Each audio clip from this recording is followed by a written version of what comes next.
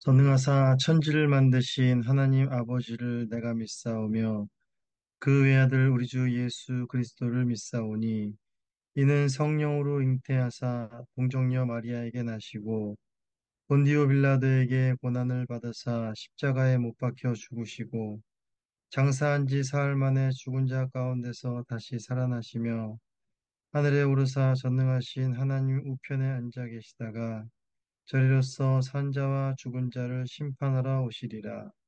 성령을 믿사오며 거룩한 공예와 성도가 서로 교통하는 것과 죄를 사하여 주시는 것과 몸이 다시 사는 것과 영원히 사는 것을 믿사옵나이다. 아멘. 네, 찬송하시겠습니다. 찬송은 455장, 통일 찬송가는 507장, 찬송가 455장, 455장 주님의 마음을 본받는 자 1절과 3절을 찬송하시겠습니다. 1절과 3절 455장 1절과 3절을 찬송하시겠습니다. 주님의 마음을 본받는 자 그 마음에 평강이 찾아오는 험악한 세상을 이기리니 하늘로부터 임함이로다. 주님의 마음을 본받아 살면서 그 거룩하심 나도 이루리. 가는 길 거칠고 험하여도 내 맘에 불평이 없어짐은 십자가 고난을 이겨내신 주님의 마음 본받음이라. 주님의 마음 본받아 살면서 그 거룩하신 나도 이루리.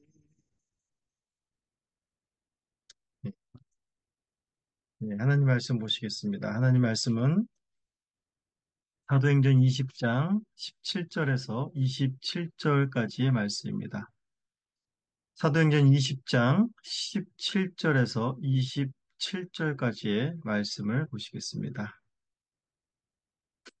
20장 17절에서 27절까지의 말씀을 봉독하겠습니다.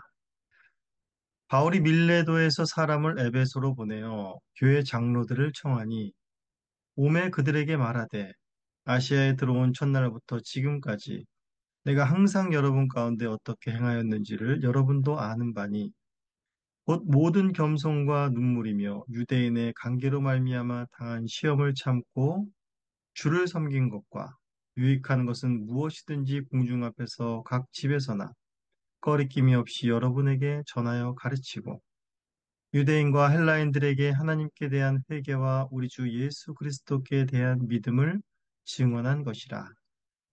보라, 이제 나는 성령에 매여 예루살렘으로 가는데 거기서 무슨 일을 당할는지 알지 못하노라.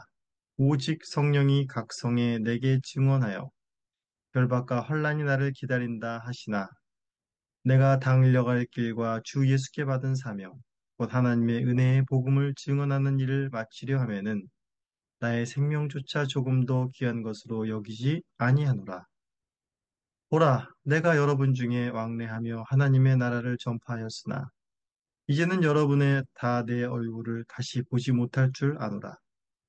그러므로 오늘 여러분에게 증언하거니와 모든 사람의 피에 대하여 내가 깨끗하니 이는 내가 꺼리지 않고 하나님의 뜻을 다 여러분에게 전하였음이라. 하나님의 말씀입니다. 하나님께 감사합니다. 네, 바울은 이제 예루살렘으로 향하는 길에 밀레도의 항구에 도착을 하였고, 그 밀레도에서 배가 정박해 있는 기간 동안에 사람을 보내어서 에베소에 보내어서 에베소의 장로들을 청하였습니다. 바울이 예루살렘을 향하다가 에베소 장로들을 청한 이유는 무엇일까요? 바로 38절에도 나와 있지만 다시는 에베소에 갈 수 없음을 직감하고 마지막으로 에베소 교회를 향해 전하고자 하는 바울의 중요한 말이 있었기 때문일 것입니다. 그렇기 때문에 이 본문을 흔히 바울의 고별 설교라고도 합니다. 오늘은 바울의 고별 설교인 17절에서 27절까지의 내용들을 살펴보도록 하겠습니다. 먼저 17절에서 21절까지의 메시지는 자신이 아시아에 와서 이제 어떻게 행했는지를 먼저 밀레드에서 온 장로들에게 이야기합니다. 바울은 자신이 에베소에서 이 3년 동안에 바로 섬김의 사역을 했다고 이야기합니다. 바울은 철저하게 교회를 섬긴 사람이었습니다. 자신만 그렇게 생각할 것이 아니라 에베소 교인들 모두가 다 그의 섬김을 알고 인정할 수밖에 없었던 것입니다. 바울의 섬김에는 특징이 있습니다. 그의 섬김에는 겸손이 있었고 눈물이 있었습니다. 바울은 철저하게 자신을 부인하고 또한 주님의 뜻을 따르는 겸손한 섬김으로 에베소 교회를 세워갔습니다. 어떤 자신의 카리스마나 어떤 자신의 가진 것으로 섬긴 것이 교회를 이렇게 주장해 나간 것이 아니라 바로 주님의 종으로서 겸손한 모습으로서 교회를 섬겨 나간 것입니다. 또한 바울은 성도들을 향한 눈물의 섬김이 있었다고 말합니다. 이는 바울이 에베소 교인들을 얼마나 많이 사랑했는지를 보여줍니다. 그들이 복음을 듣고 주님 앞으로 나아오는 것에 눈물을 흘렸을 것이며 또한 그들이 복음을 받아들이지 않았을 때에 그들의 강팍한 모습을 보았을 때에 가슴 아파하며 또한 눈물로 그들을 끝까지 인내하며 섬겼을 것입니다. 이것은 또한 바울을 통해 그리스도의 사랑이 온전히 에베소 교인들에게 흘러갔음을 보여주는 것입니다. 또한 바울은 외부로부터의 박해를 받으면서 교회를 섬겼습니다. 에베소뿐만이 아니라 에베소에서뿐만이 아니라 바울은 유대인에게 또한 이방인에게도 어디를 가나 바울은 박해를 받았습니다. 그러나 이러한 박해 가운데서도 그리스도를 섬기고 그의 몸된 교회를 바울은 섬겼다라는 것입니다. 이러한 바울의 섬김은 바울 자신의 어떠함에서 비롯된 것이 아니라 그리스도께서 이 땅에 오셔서 그의 백성들을 섬기신 그 섬김을 본받은 것입니다. 바울이 예수님을 따라다닌 자는 아니었으나 예수님을 만나고 그분께서 자신에 대해서 얼마나 오래 참으셨고 자신에 대해서 겸손과 눈물로 섬겨준 것인지 그리하여서 자신이 구원을 받게 된 것인지를 바울은 너무나 잘 알고 있었던 것입니다. 바로 이런 그리스도의 섬김으로 인하여 바울의 섬김이 가능했다라는 것입니다. 또한 그는 증거하는 사역, 즉 증인의 사역을 했다라고 말을 하고 있습니다. 바울은 증인으로서 유익한 것은 무엇이든지 가리켰다라고 말합니다. 유익한 것은 당연히 복음이었겠지요. 복음을 전하는데 방해도 있었고 박해도 있었지만 그런 것에 굴하지 않고 그는 복음을 가르쳤으며 장소를 또한 불문하지 않고 공중 앞이나 각 집이든지 어디든지 말씀이 필요한 곳에서는 주저없이 가르쳤다라고 말합니다. 27절에서 다시 한번 그는 말합니다. 내가 꺼리지 않고 하나님의 뜻을 여러분에게 다 전했다라고 말합니다. 하나님의 뜻은 무엇입니까? 결국 유대인이건 헬라인이건 하나님 앞으로 회개하여 돌아오는 것입니다. 하나님께 돌아가기 위해서는 반드시 그리스도를 믿는 믿음이 필요했던 것입니다. 즉 회개와 믿음이 바울이 전한 복음의 핵심이었고 그 복음의 증인으로서 바울은 3년 동안의 에베소에서 눈물로써 겸손한 섬김으로써 겸손으로서 또한 박해에도 불구하고 끊임없이 증인의 사역을 했다라는 것을 말해주고 있습니다. 이제 바울은 22절에서 27절에서는 예루살렘으로 향하는 자신의 각오와 결단을 에베소 장로들에게 말해주고 있습니다.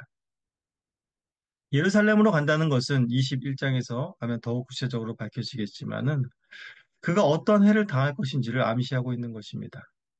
그러나 바울은 그곳에서 자신이 목숨을 잃는다고 해도 그 길을 가고자 합니다. 그 이유가 무엇입니까? 24절에 유명한 바울의 고백이 나오죠. 내가 달려갈 길과 주 예수께 받은 사명, 곧 하나님의 은혜의 복음을 증언하는 일을 마치려 하면은 나의 생명을 조금도 귀한 것으로 여기지 아니하노라. 라고 바울은 고백합니다. 이 본문은 너무나도 유명합니다. 그렇기 때문에 이 본문을 볼 때마다, 이 구절을 볼 때마다 우리는 또 선교에 또한 사명 의식이 고조됩니다. 목숨을 걸고 또 헌신하고자 하는 그러한 결단도 하게 됩니다. 또 다른 한편으로는 이러한 바울의 고백은 우리를 위축시키기도 합니다. 나는 주님의 은혜를 받았지만 이 정도까지 바울처럼 헌신하고 결단하지는 못하는데 라고 하면서 우리 부족한 모습을 또한 바라보게 합니다.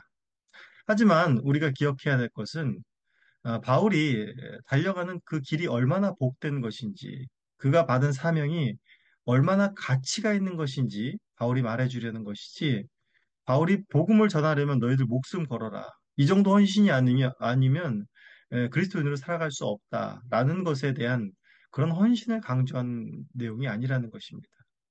바울은 여기서 자신의 헌신, 또 자신의 생명까지 포기하면서 이런 일을 한다라는 어떤 자신을 이렇게 희생을 드러내는 것이 아니라 도리어 내가 잃는 것이 아니라 나는 영원한 생명을 붙드는 자다라는 것을 여기서 보여주는 것입니다. 바울이 목숨도 아끼지 않고 이 길을 갈 수 있었던 그 이유는 어떤 자신의 안에서의 어떠한 사명감에 불타오르는 그것 때문이 아니라 그가 성령에 매여 있기 때문에 가능하다라고 말합니다. 성령에 매여 예루살렘으로 간다라고 말을 하는 것이죠. 성령에 매여 있다라는 것은 무엇입니까? 그의 삶의 생애와 가치가 이 생의 목숨을 위해 사는 자가 아니라 이제 나는 성령 안에서 사는 자다라는 것을 바로 말해주고 있는 것입니다. 내 목숨보다 더 소중한 가치를 나는 알게 되었다. 그것이 바로 복음이고 그 복음을 전하는 것이 이 세상에 어떤 것보다 가치 있고 복된 일이다라는 것을 자신 안 것입니다. 즉 나를 포기한 것이 아니라 더 소중한 것을 붙잡는 삶을 살고 있다라는 것을 에베소 장로들에게 다시 한번 확인시키시고 내일 본문에서도 나오겠지만은 그 가치 있는 삶 가운데 너희도 끝까지 너희들의 삶을 걸고 너희들의 인생의 목적을 그것에 두고 또한 교회를 돌보기를 바라고 있는 것이 바로 사도 바울의 말인 것입니다. 오늘 우리는 사도 바울처럼 이렇게 난 목숨까지 바쳐서 정말 땅끝까지 이르러 복음을 전하겠습니다. 난 선교사로 나가겠습니다. 라는 각오를 우리가 다 할 수는 없을 것입니다.